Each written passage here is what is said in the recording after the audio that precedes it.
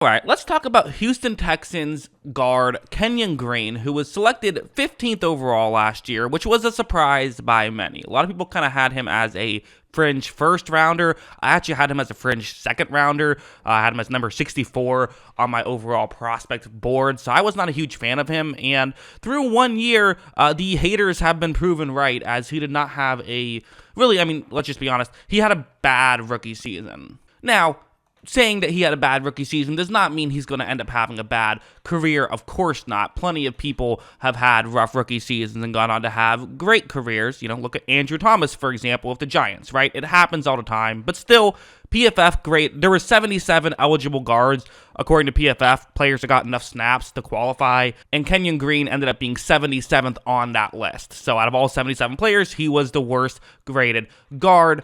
If you watch the tape, the reality is maybe PFF is too nice with that grade. I'm just being honest. He had a really rough rookie year. That's just what I saw. But again, let's talk about not necessarily what went wrong. We're going to talk about what went wrong, but also maybe is there ways he can improve heading into year 2. So we'll start off with the play you see on the screen. So you see where he is on the screen, and the reality is he doesn't actually have a one-on-one block on this play. The way it's going to work is that the interior defensive lineman who's currently lined up to the center's left, he is going to start off, the center is blocking in that direction. So you don't have to block him necessarily. There could be a blitzing linebacker, so pay attention to that. But the reality is that's probably who you should be paying attention to eventually, right?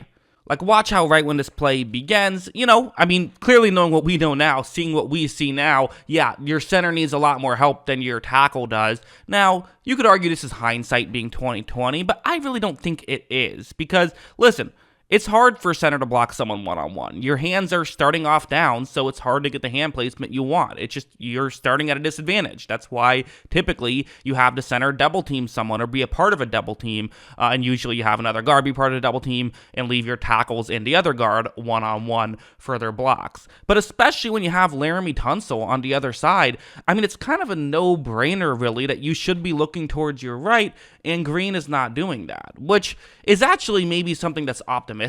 So anyways, what happens on this play is that there wasn't the pressure. Mills got the interception off quick enough to avoid the pressure, so good work there by Mills. But the reality is, for Green, this is, you could argue, a good thing that he has some things he needs to learn. Okay, there's worse things in the world to be than a raw guard. You're a rebuilding team, so hopefully he'll just, learn and get better and not make those mistakes anymore. So it's not ideal, but maybe not a disaster just yet either. But now let's move on to some other plays. Something like this. The reality is, I wish I could say he just made some mental mistakes and that was the only issue, but that was not the case. This is a good example of just really, him getting physically beat, where it's going to be a one-on-one block this time in the running game. Dameon Pierce is going to eventually take the handoff and run towards the offense's right, but you see who Green is supposed to block one-on-one.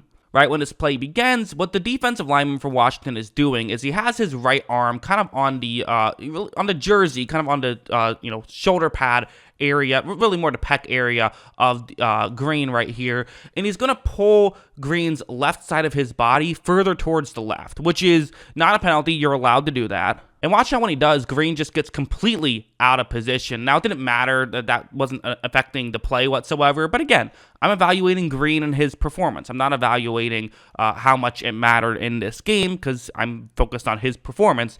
And that's a concern for me with Green, the fact that he, struggled sometimes when guys got the hand placement they wanted, which was usually, you certainly saw him struggle. But also stuff like this, where again, it's going to be a one-on-one block, and the reality is, they even have a center who's going to eventually come over and make the play. So it's not even a disastrous, you're in a pretty okay situation if you're Kenyon Green on this play. Look at how when this play begins. In fairness, this one you could maybe argue is a bit of a weird one, where it seemed like the defensive lineman for Washington almost started just falling down, and Green didn't know exactly how to handle it. But again, part of his issue, I think, is he needs to be quicker with his hands. And this is maybe a way that you can hope that he can improve, is getting the hand placement under control, because it kind of just basically goes in like it's a hug, essentially, which, listen, we all love a good hug, but this is not the time. You got to get your hand placement a little bit more extended, and you got to be able to handle when a player is, going to be pushing. And right here,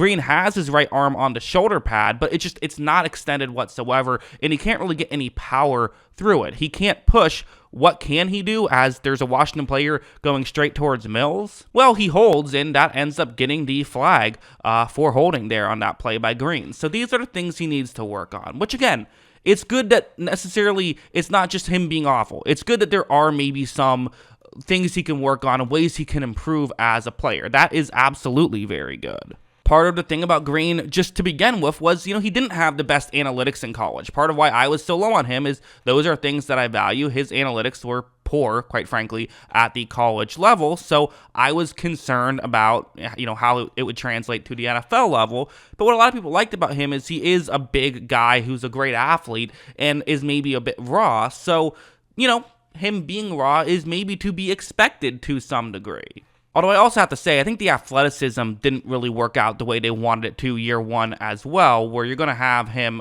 he's a guard who's going to have to go up to the next level to try and block a defensive back. That's hard. That's difficult to do. And him not getting over there to make this play is kind of understandable. He's the one who I've highlighted there. But as you see, watch how, he is not going to be able to get over there to impact this play. He had no impact on that play. They basically played with 10 guys.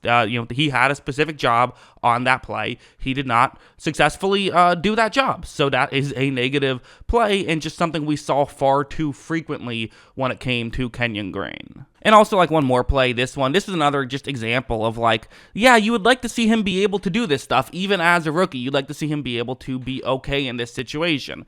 Defensive lineman for Washington, one-on-one block, very simple stuff. Let's see how Green does. Right when this play begins, again, it's sort of, it's sort of this hug situation of, hey, not necessarily the worst situation in the world, because for the defensive lineman in this spot, what do you do? Well, one of the issues is that if you get to the outside, Green essentially is just holding right here, which again, it's not a holding penalty unless you're actually pulling someone back. Just holding on, they allow. And so if you try to get towards the side, okay, maybe if you can get there, you can get, a holding penalty called, but you can't really get there. So Green's pretty much okay there. The only way you can really beat him is just overpower him and get to the quarterback that way. But trying to overpower an offensive lineman, that's nearly impossible. I mean, they're very strong and it's very difficult to do. So anyways, he just overpowers Green there and he is able to get to the quarterback and get a sack. This is the issue with Kenyon Green's rookie season is there's just a lot of issues, I guess is the main issue, is that, we knew the technique wasn't great. We knew that was going to take some time to grow, but I also think that the athleticism didn't live up to the hype as well. And so far he has, for me, he was one of those players who I was confused why some people were so high on, why the Texans were willing to spend a 15th overall pick on him.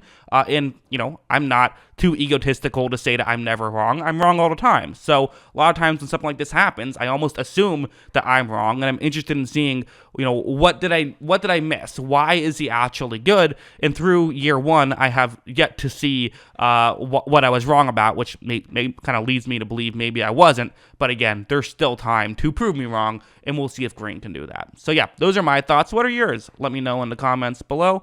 Always love hearing from y'all, and of course, as always, thanks for watching.